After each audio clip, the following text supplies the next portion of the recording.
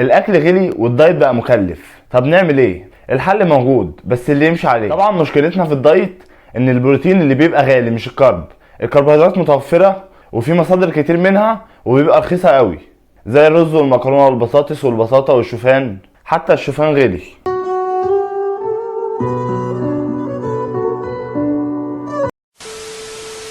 طبعا زي ما قلنا ان البروتين هو اللي بيبقى اغلى، فهنبدأ بيه ونحاول نوفر له مصادر تكون رخيصة. طبعا في الموضوع ده بقى هنعتمد على ان احنا نبدل مصادر البروتين الحيوانية بنباتية، عشان طبعا المصادر النباتية بتبقى ارخص بكتير وهتوفر معانا في الفلوس عشان نكمل في الدايت مدة اكبر. اول حاجة لازم تعرفها ان انت لو عايز تحسب نسبة البروتين بتاعك في اليوم، هتشوف انت كام كيلو وتضرب وزنك في 2 او 1.6 او 1.8، المهم من 1.6 ل 2 هتضربه في وزنك. دي بتفرق من شخص للتاني، اذا كان واحد عايز بروتين عالي او متوسط، اذا كان بينشف او بيضخم، فمش ثابته. يبقى من 1.6 لغايه 2 اضربه في وزنك. لو افترضنا ان وزنك 80 هتضرب 2 في 80 ب 160، هتحتاج 160 جرام بروتين في اليوم.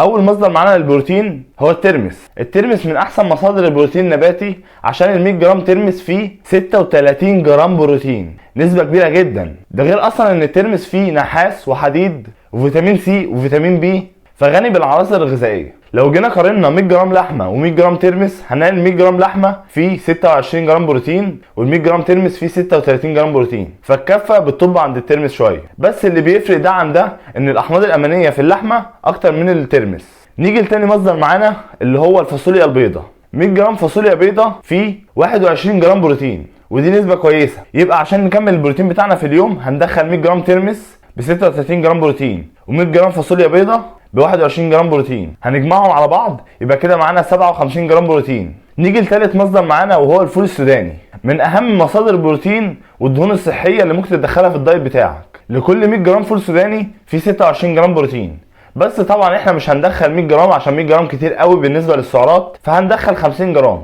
يبقى كده ال 50 جرام سوداني فيه 13 جرام بروتين. طب كده توتال البروتين معانا 36 من الترمس، 21 من الفاصوليا البيضاء. طب تمام، كده توتال البروتين معانا 36 جرام من الترمس، 21 جرام من الفاصوليا البيضاء، 13 جرام من الفول السوداني. هنجمعهم يبقى معانا 70 جرام بروتين لغايه دلوقتي، نسبه كويسه بما ان احنا ما صرفناش كتير. طبعا هيقوم واحد محنك طالع لي كده اهو هيقول لي ان دي مصادر كلها نباتيه مش كامله الاحماض الامينيه، فمش بتبقى بنفس جوده الاحماض الامينيه اللي في البروتين الحيواني.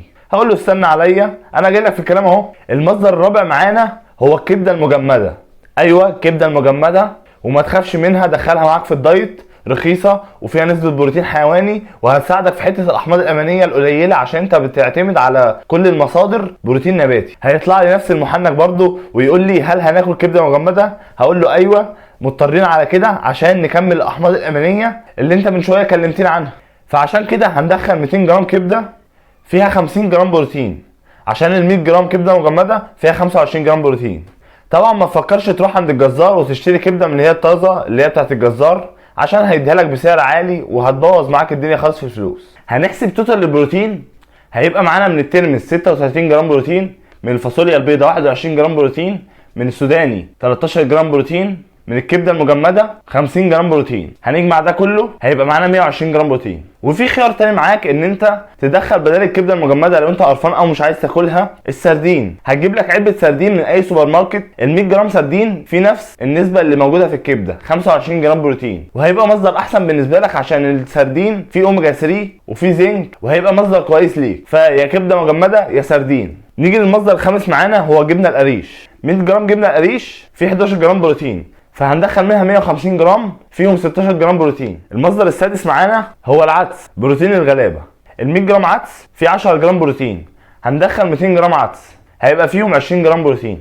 هنحسب توتال البروتين هيبقى معانا 120 من الاربع مصادر بروتين اللي هما الترمس والكبده والفاصوليا البيضاء والسوداني. هنجمع عليهم 16 جرام بروتين بتوع الجبنه القريش وال20 جرام بتوع العدس. هنجمع ده كله هيبقى معانا 156 جرام بروتين. المصدر السابع معانا هو الحمص. ال 100 جرام حمص فيه 9 جرام بروتين، هندخل 100 جرام. ممكن تحطه على السلطه، هو الترمس ممكن تاكله كده زي ما هو بيتعمل بليمون وبميته كده، عامه هو طعمه حلو.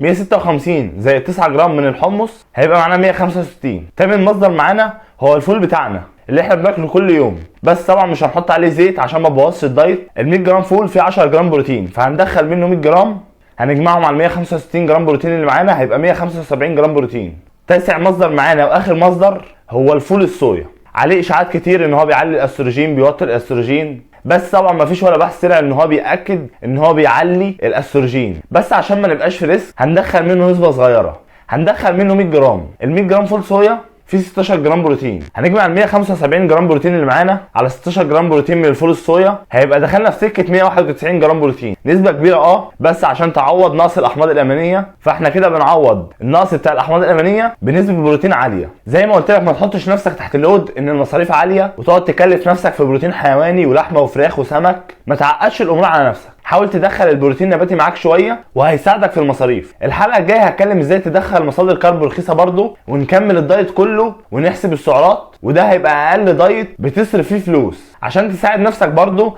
ان انت تستمر في الدايت فتره اطول وما يحصلش دروب في النص عشان المصاريف. لو عجبك الفيديو اعمل لايك وشير وسبسكرايب، واستنى الحلقات الجايه، ومنشن لاصحابك اللي عندهم مشاكل في الدايت. سلام عليكم.